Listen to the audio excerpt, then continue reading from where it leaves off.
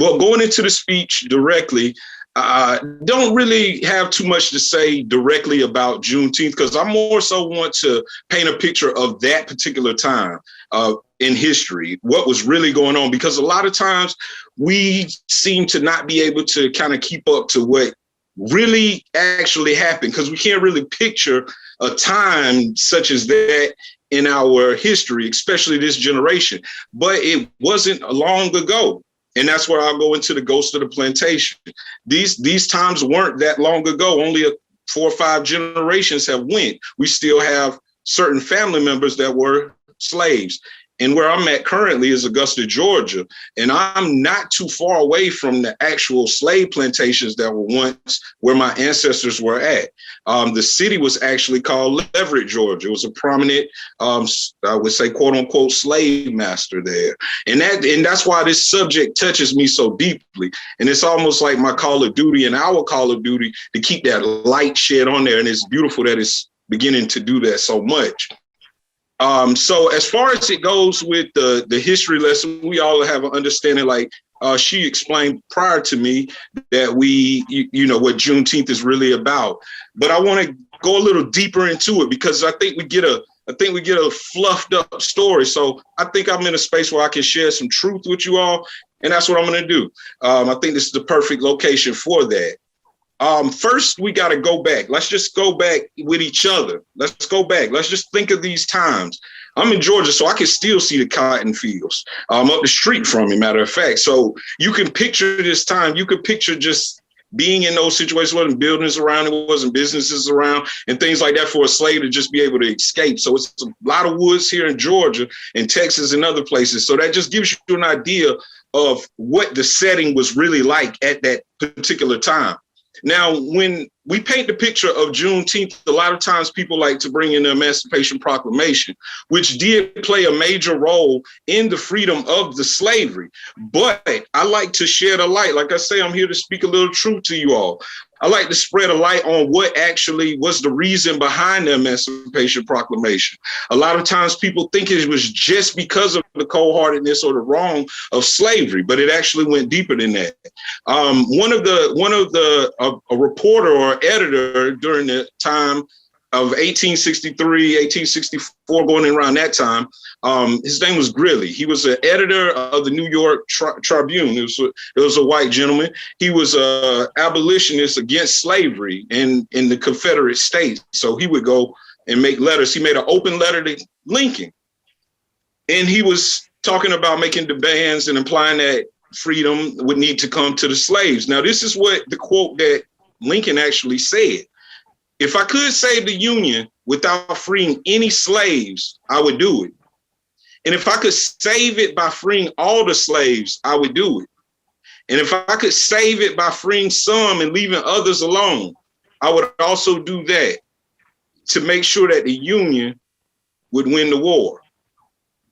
So although it's a big thing, the Emancipation Proclamation, we have to really put the tense that it was used in that situation. It was more of a political move. It was more of a war strategy. It was more of a thing of the Confederates were more powerful at that time because they had the free labor.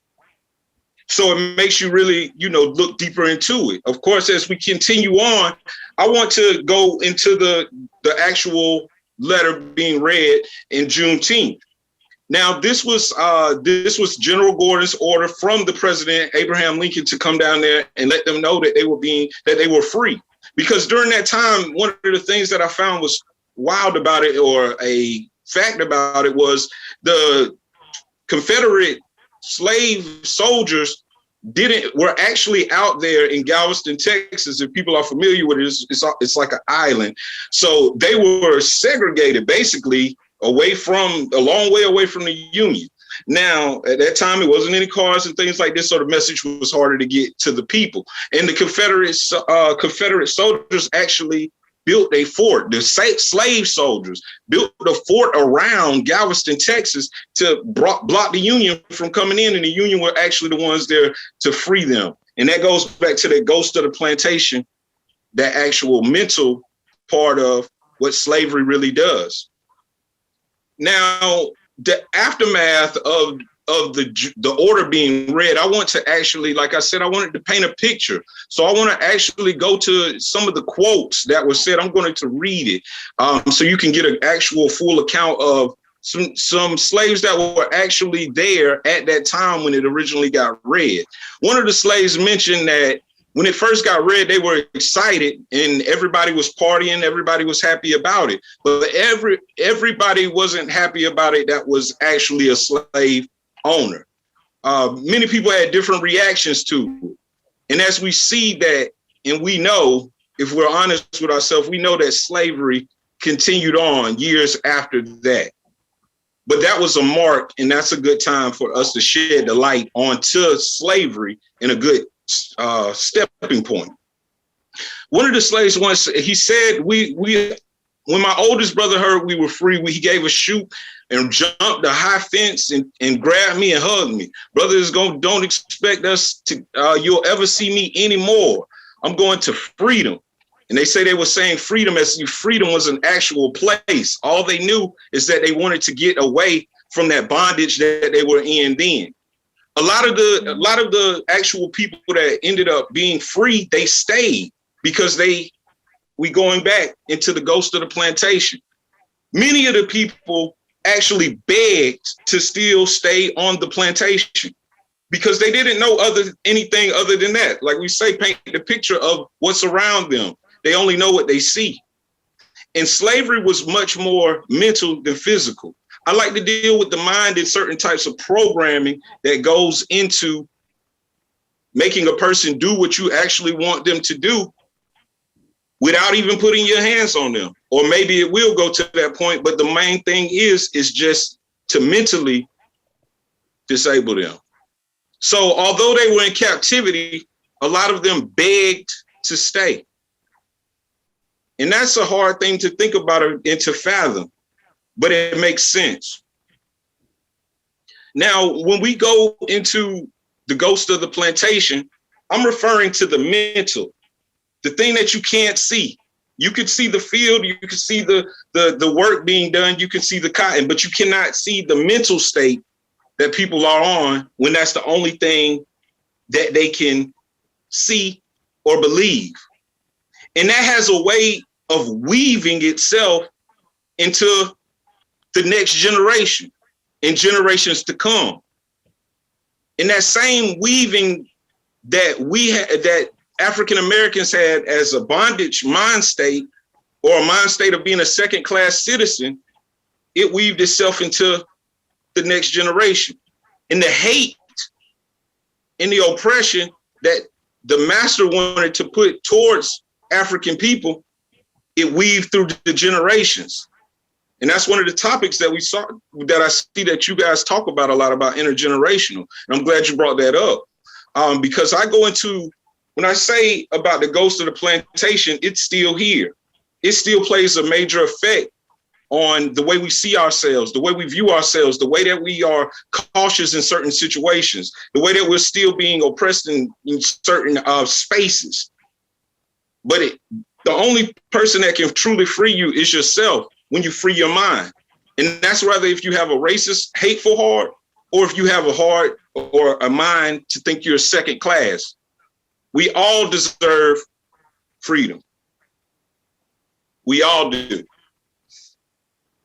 Now, going into the weaving of the generations, into the trauma being weaved into the different generations, I like to go into some research and some resources that you all can use as well. Dr. Joy DeGruy, she has a book called Post-Traumatic Slave Syndrome. In that book, she goes over that although slavery has affected generations prior to that, it still has a way of showing up to this day. It's very similar to PTSD, some of the same symptoms. But the thing is that it gets passed down generation after generation until at least one of them decides to heal. And I think that's where we're at right now. We have an opportunity to actually heal ourselves, to heal each other, to change the timeline that we exist on right now and switch it to another timeline of freedom for all. Because when we look outside, it's easy to see that a lot of hate is still involved. It's easy to see that it's a lot of oppression still involved. It's easy to see that it's a lot of programming on both sides. So what I would say to you on this platform is that we all have a role to play. We all have a position. We all have a duty to change and plant the seeds for the next generation. And I think this time in history should be a time known as a healing period.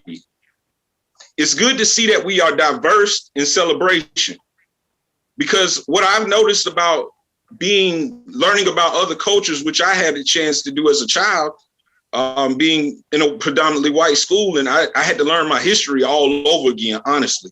But I was able to see how things were and get a viewpoint from both ends.